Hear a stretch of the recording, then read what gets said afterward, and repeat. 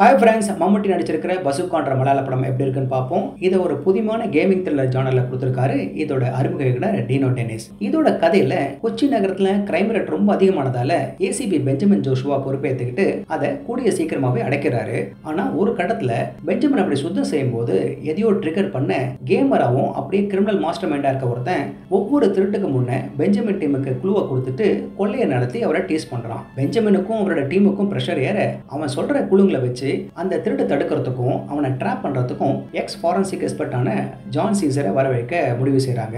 இந்த சீசர் அந்த கிரிமினல் கேமரை பிடிக்கிறதுக்கு போலீஸுக்கு எப்படி ஹெல்ப் பண்றாரு, கடைசியில் அவன் பிடிப்பாட்டானா இல்லையா என்பது தான் இதோட மீதி கதை. பசுக்கானா நீளமான குழா வடிவில் இருக்கிற கண்ணு, அது ராக்கெட்டுங்கள ஒரு டிஸ்டன்ஸுக்கு ஷூட் பண்ணும். ஆனா இதுல ஒரு கேமோட பேரு கிரிமினல் கேமர் மரியாவுக்கும் சீசருக்கும் நடுவில் நடக்கிற பிரெயின் கேம்ல படம் நகருது.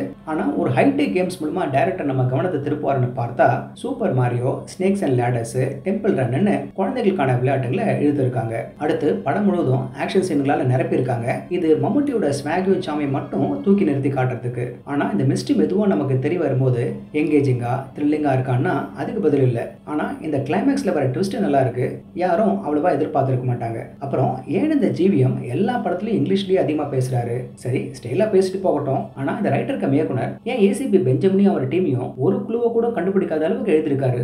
டைரக்டர் டீனோ டென்னிஸ் மம்முக்காவோட ஃபேன்ஸ் கொண்டாடுற மாதிரி அவரை ஸ்டைலிஷா ஃபேஷனபிளா காட்டியிருக்காரு. அதே மாதிரி படத்தையும் விஷுவலா ஸ்லீக்கா ஒரு புது கதைக்களத்தை நமக்கு கொடுத்திருக்காரு. மேலும் மம்முக்காவோட பில்டப்க்கு நிறைய ஸ்லோமோவும் க்ளோஸ்அப் சீன்களை வச்சிருக்காரு. ஆனா இது எல்லாம் செய்யும் போது கதைக்களத்தையும் கதையை சொல்ற விதத்திலையும் லூஸ் சென்ஸை கவர் பண்ணாம விட்டுட்டாரு. உதாரணத்துக்கு போலீஸ் விசாரணையில ஏராளமா ஓட்டைங்க இருக்கு. மேலும் பல இடத்துல லாஜிக் எல்லாம் பார்க்கல. சில டைலாக்ஸும் ஹெல்ப் பண்ணல. மியூசிக் டைரக்டர் சையத் அப்பாஸ் நெஞ்சடிக்கிற பிஜிஎம்மோட லோடிங் பஸ்ஸுக்கான தாளம் போட வைக்கிற ரேப் பாடலையும் சேர்த்து சீனுங்களை சுவாரஸ்யமாக்கியிருக்காரு. ஒளிப்பதிவாளர் நிமிஷ் ரவி ஸ்கிரீன்ல ஒவ்வொரு ஃப்ரேமையும் மம்முட்டியை அவர் ரசிகருங்க கண்ணில் ஒத்திக்கிற அளவுக்கு வச்சிருக்காரு.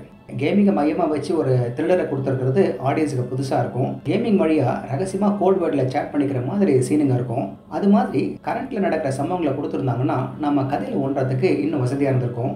மம்முட்டி மாதிரி ஒரு நடிகரோட வாய்ப்பை இயக்குனர் டென்னிஸ் வீணாக்கிட்டாருன்னு தான் சொல்லுவேன். பசுக்கா படம் மம்முட்டிக்காக மட்டும் பார்க்கக்கூடியது. ஸோ டைம் இருந்தால் பாருங்கள். ஓகே ஃப்ரெண்ட்ஸ், இதே போல் இன்னொரு சுவாரஸ்யமான பட விமர்சனத்தோடு சந்திக்கிறேன். இந்த விமர்சனம் உங்களுக்கு பிடிச்சிருந்துச்சுன்னா உடனடியாக லைக் பண்ணுங்கள், ஷேர் பண்ணுங்கள். நன்றி.